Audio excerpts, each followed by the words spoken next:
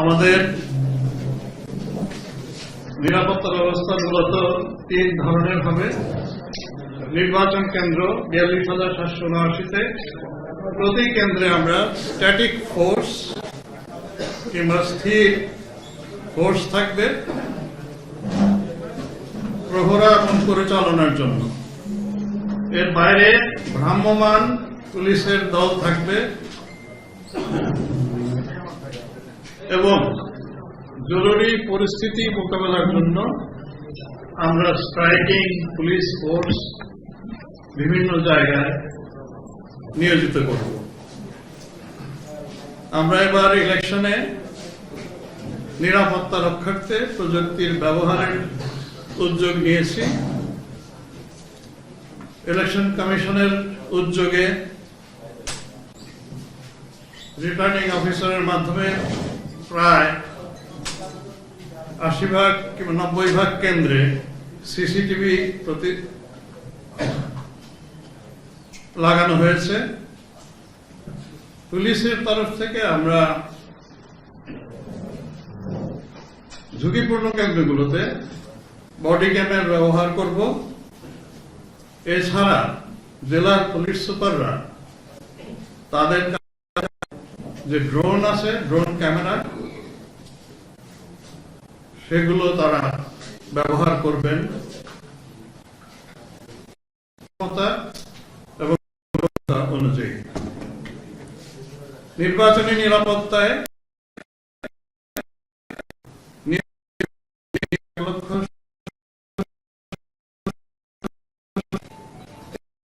কেন্দ্রে static force থাকবে ৯৩,৩৯১, বাকিরা মোবাইল এবং স্ট্রাইকিং ফোর্স।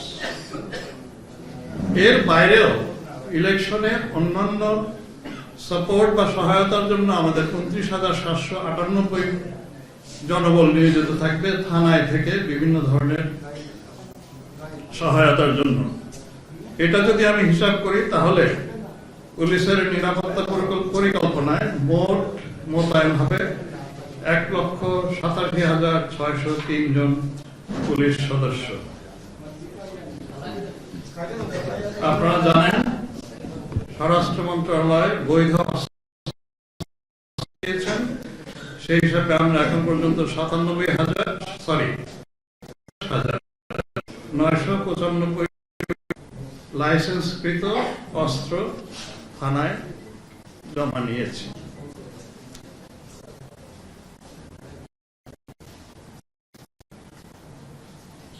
এই নির্বাচনে নিরাপত্তা রক্ষায় পুলিশ ছাড়া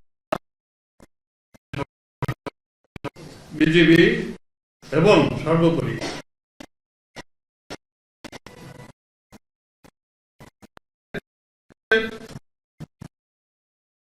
নির্বাচনে বাহিনী হচ্ছে আনসার, প্রায় ৬ লক্ষ।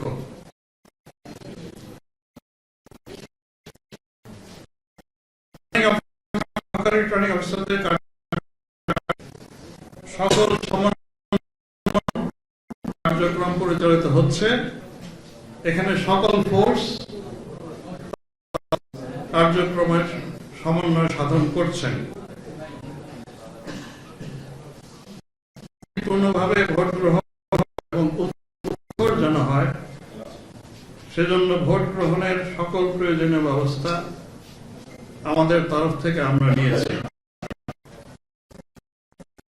তফসিল ঘোষণার পর থেকে আমাদের কিছু সহিংসতা ঘটে। ডিসেম্বর মোট ৩১৭ সহিংস ঘটনা ঘটেছে। এর মধ্যে ৬০৩ জন এবং নিহত ৫ জন। আমরা ইভেন একটা মৃত্যু দুর্ভাগ্যজনক, আমরা চেষ্টা করি যেন একটা মৃত্যু না হয়। তারপরেও দেখা গেছে যুগে যুগে সকল নির্বাচনে আমাদের এখানে মৃত্যুর ঘটনাও ঘটেছে, আহত হওয়ার ঘটনাও ঘটেছে। এবার আমাদের সর্বোচ্চ চেষ্টা ছিল এ সকল ঘটনা যতটা কম ঘটে তার সর্বোচ্চ চেষ্টা করা। আমরা কতটুকু করতে পেরেছি সেই আমি আপনাদের সকল জন্য, আমার কথা শোনার জন্য, আমার সাথে আমার পুলিশ সদর দপ্তরে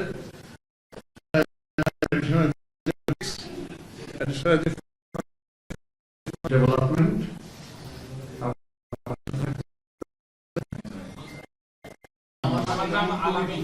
আলামিন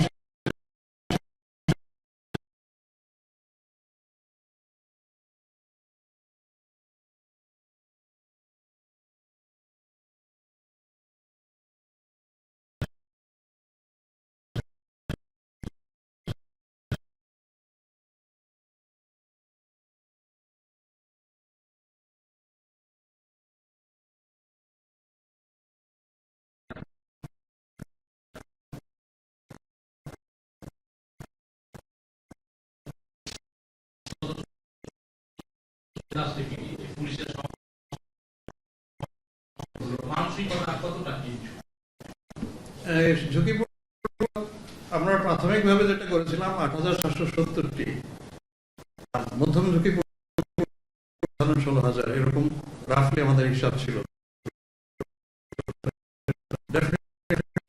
তারপরেও সবচেয়ে ২০,০০০-এর মতো হয়, হাফ অফ দি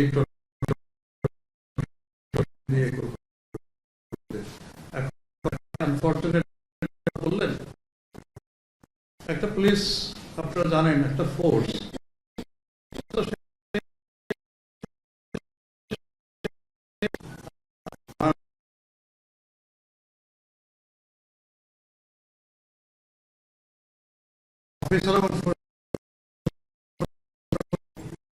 পাঠিয়েছি, কিন্তু আমাদের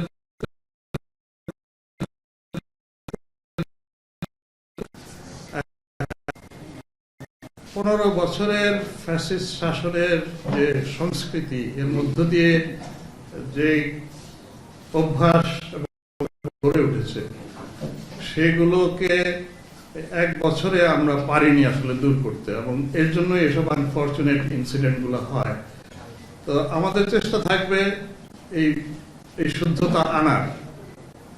আমার কাছে মাস ৩ আগে এসেছিলেন আয়ারল্যান্ডের পুলিশ অম্বার্সম্যান ব্যারনেস ও লোন। আমি ওনার কাছে একটু হতাশ হয়ে বলছিলাম যে আমার এতদিন, 1 বছর হয়ে গেল, এখন পর্যন্ত ফোর্সকে আমার কাঙ্ক্ষিত যে জায়গায় আমি আনতে পারিনি। উনি বলতেছিলেন, inspector general, it took us 10 years. It took us 10 years. How do you expect that your force will come up to the mark in 1 year? তো এটা আসলেই এটা সময় লাগবে, আমাদের চেষ্টা থাকবে, এবং এর মধ্যে যতটুকু আমাদের শুদ্ধতা আনা যায়। আর স্পেসিফিক্যালি যেসব ঘটনাগুলো ঘটে, আমরা চেষ্টা করি পরবর্তীতে এগুলোর ব্যাপারে কিছু ব্যবস্থা নিতে। তো এগুলোই প্রক্রিয়া আর কি। ধন্যবাদ। মাননীয় আইজিপি, আমার নাম এনামুল কবির রূপম, আমি চ্যানেল আইয়ের স্পেশাল রিপোর্টার। আপনারা গণঅভ্যুত্থানের সময় বিভিন্ন থানায় লুটপাট হয়েছে, এই অস্ত্রগুলো আপনারা কিছুটা রিকভারি করেছেন, অনেক অস্ত্র উদ্ধার হয়েছে। এই অস্ত্রের যখন হিসাব পুলিশের পক্ষ থেকে দেয়া হয়, তখন পুলিশের অস্ত্রের হিসাব দেয়া হয় যে পুলিশের এত অস্ত্র লুট হয়েছে, কিন্তু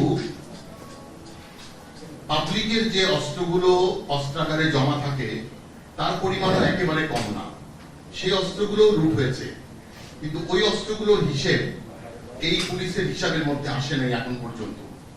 এই লুট হওয়া যে বিপুল পরিমাণ অস্ত্র, সেই অস্ত্রগুলো নির্বাচনের জন্য কতটুকু থ্রেট বলে আপনি মনে করছেন? যে কোনো অস্ত্রই থ্রেট, যেটা অবৈধ, যেটা বাইরে রয়েছে। তো অবশ্যই যেই অস্ত্রগুলো জমা ছিল, ব্যক্তিগত অস্ত্র লাইসেন্স করা, এগুলো লুট হয়েছে, এগুলোর সংখ্যা ১,০০০-এর বেশি। আমাদের পুলিশের এখন উদ্ধার করতে পারেনি ১৩৩০ ছিল গতকাল পর্যন্ত। গতকাল শেরপুরে একটা শটগান উদ্ধার হয়েছে, সেটা 1330 এবং ব্যক্তিগত অস্ত্র যেগুলো লুট হয়েছে সেটাও 1000-এর বেশি। এক্সাক্ট ফিগারটা আমাকে আরো কিছুদিন লাগবে অ্যাকিউরেট করতে।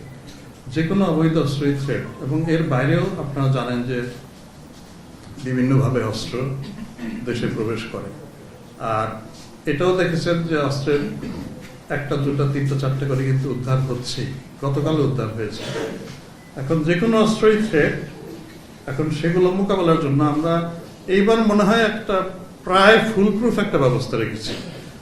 কেন্দ্রের ফোর্স, পুলিশ, আনসার ছাড়াও সেনাবাহিনী নিয়োজিত হবে 1 লক্ষ। Never ever it happened in any of our elections.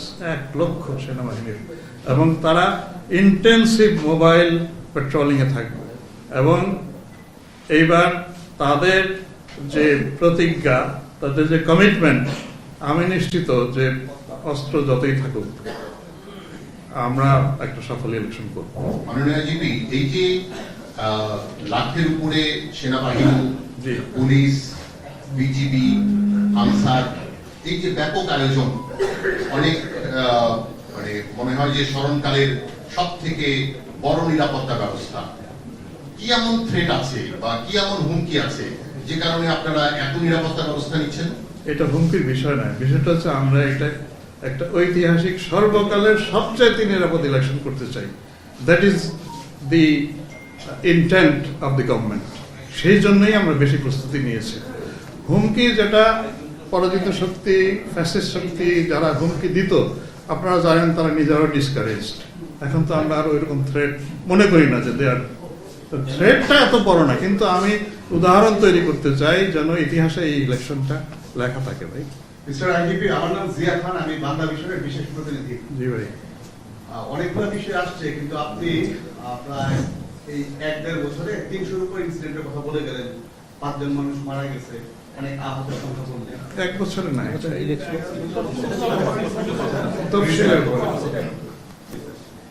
সামনে যে ইলেকশন, এই ইলেকশনে যে আপনাদের ফোর্স প্লাস অন্যান্য যে ফোর্স তারা যে কাজ করবে এই সহিংসতা মোকাবেলা, কিন্তু আপনার এখন যে কথা মানে কনফিডেন্টলি যে সহিংসতা মোকাবেলা পুলিশ যে সক্ষম, সেই জায়গাটা আমি আশ্বস্ত হতে পারছি না আমি ব্যক্তিগতভাবে।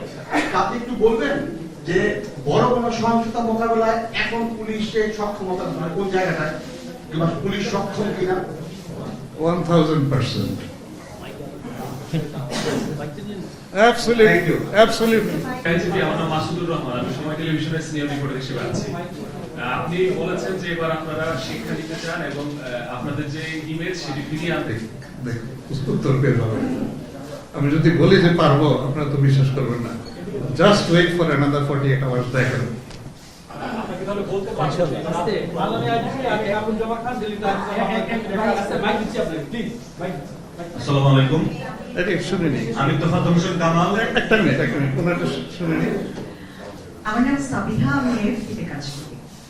আপনারা আসলে কোন কেন্দ্রগুলোকে ঝুঁকিপূর্ণ বলছেন? কি অবস্থায় থাকলে সেটাকে ঝুঁকিপূর্ণ বলা হয়, এটা যদি একটু ব্যাখ্যা করেন। নানান ধরনেরই আছে, প্যারামিটার আছে, যোগাযোগের ইস্যু আছে, যেখানে আমি রিইনফোর্সমেন্ট পাঠাতে সময় লাগবে, যেখানে প্রতিদ্বন্দ্বিতা বেশি, যেখানে মানে ক্যান্ডিডেটস, মানুষ তো সবাই একই রকম না, কারো মধ্যে যুক্তিশীলতা কম কাজ করে, কেউ একটু বেশি উগ্র হয়, এইসব ইস্যুজ আছে। কোনো কোনো জায়গায় আছে কারো প্রভাব বেশি, স্থানীয়ভাবে অনেক বেশি, তারা ইচ্ছা করলেই সংঘর্ষ তৈরি করতে পারেন। এইসব নানান প্যারামিটার নিয়ে আমরা ওগুলো করি, এবং সেজন্যই এই ঝুঁকিপূর্ণতার এটা একদম 1 মাস 2 মাস আগে যেরকম থাকে, আস্তে আস্তে এটা চেঞ্জ হতে থাকে। মানে কিছু কেন্দ্র দেখা যায় যে এখন এতটা, মানে যখন মনোনয়ন চূড়ান্ত হয়ে যায় তারপরে আমরা মোটামুটি সেটেল করে ফেলে আর কি, অনেক প্যারামিটার্স থেকে। মাননীয় আইজিপি, আসসালামু আলাইকুম। আমি তোফাজ্জল হোসেন কামাল, দৈনিক সংগ্রামে কাজ করি। আপনার কাছে আমরা একটু জানতে চাওয়া, সেটা হচ্ছে বিভিন্ন রাজনৈতিক দল, যদিও আমার যে এখন সহকর্মী প্রশ্ন করেছেন, আমার একটু সাপ্লিমেন্ট, বিভিন্ন রাজনৈতিক দল অভিযোগ করে এসেছেন কেউ কারো দিকে হেলে পড়েছে। এই অবস্থায় পুলিশিং করে, এই পুলিশিংটাকে নিরপেক্ষ হবে কিনা, আমি একটা শব্দ আপনার কাছে জানতে চাই। একই উত্তর করা যাবে না, just wait for another 48 hours, উত্তরটা পেয়ে যাবেন। আমার মনে হয় যে আপনারাও সন্তুষ্ট আশা করি। এখন পারফেকশন তো আসলে এটা we always strive for perfection. আমরা তো পারফেক্ট কেউই না, কিন্তু আমার কাছে মনে হচ্ছে যে it will be near to perfection. মাননীয় আইজিপি, আমি রূপানুর এসএনডিবিতে কাজ করছি। আপনি কিছুক্ষণ আগে বলছিলেন যে আমি বললে তো বিশ্বাস করতে পারবেন না আপনারা, তো আপনারা কেন সেই আস্থার জায়গাটা রাখছেন না, আমরা কেন আপনাদের প্রতি সেই আস্থা রাখতে পারছি না, এটি একটি বিষয়। এবং আরেকটা প্রশ্ন করতে চাই, সেটি হচ্ছে নির্বাচন পরশুদিন সেখানে ভোট কারচুপি বা মবক্রেসি হওয়ার একটা আশঙ্কার কথা আমরা শুনতে পাচ্ছি, এরকম কোনো অভিযোগ আছে কিনা, বা অভিযোগ থাকলে আপনাদের করণীয় কি? ধরেন আমরা আপনাদের আস্থার জায়গায় নেই, দেশবাসীর, এটা তো নিশ্চিত। কারণ 15 বছরে how we behave to the society, আপনি কেন আমাকে আস্থায় রাখবেন?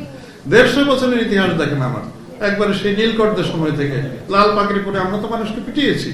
দিস পুলিশ যারা আমাদের প্রজেনিটার, তা আমরা আস্থার জায়গায় ওইটাই আমি বলছি যে আমরা চেষ্টা করছি যে 5ই আগস্টের পরে সেই অপারেটিভ পুলিশ ফোর্স থেকে আমরা পিপল পুলিশ ফোর্স হওয়ার আমরা চেষ্টা করেছি। আপনারা দেখেছেন রাস্তা বন্ধ করে রেখেছে মানুষজন, আমরা তো গো ফর স্ট্রাইক, আমরা তো আঘাত করতে যাইনি যতটা পেরেছি, আমরা বরং আঘাতপ্রাপ্ত হয়েছি। আপনারা দেখেছেন পুলিশকে চড় মারা হচ্ছে। Can you imagine people storming into the police stations and snatching away someone arrested? মানে কতটুক পর্যন্ত আমরা গিয়েছি। Let us see how the society behaves. আপনারাই এক সময় সোসাইটি এক সময় অনুধাবন করবে যে না, এটা তো আমাকে একটা জায়গায় তো উই মাস্ট লিমিট আওয়ারসেলভস, যে আপনাকে মানে এটা অর্ডারটা কে রাখবে, একটা বাহিনী তো লাগবে। তা আমরা আমাদের ধৈর্যের সর্বোচ্চ পরীক্ষা দিচ্ছি আসলে। এখন আবার ওই যে প্রশ্নটা বললেন, আনফরচুনেট ইনসিডেন্টস হ্যাপেন, কখনো আমরা তো ওইভাবে গড়ে তুলতে পারিনি এখনো আমার ফোর্সকে। এখনো তো আমাদের প্রচুর দুর্বলতা আছে, অনেক ড্রব্যাকস আছে, এটা নিয়ে চলছে। কিন্তু I always hope for the best, something better will happen. জি, আমার নাম তানজিলুর রহমান, আমি নিউজ পত্রিকায় কাজ করি। জি, আমি মাননীয় পুলিশ প্রধান, আমার নাম জামিল, আমি ডেইলি স্টারে কাজ করি। একটু জানতে চাইছিলাম, আপনি বলছেন 27,000 অস্ত্র জমা পড়েছে এখন পর্যন্ত, কি পরিমাণ অস্ত্র আসলে লিগালি মানে আপনাদের দেয়া আছে, বা কি পরিমাণ বাইরে আছে এখনো?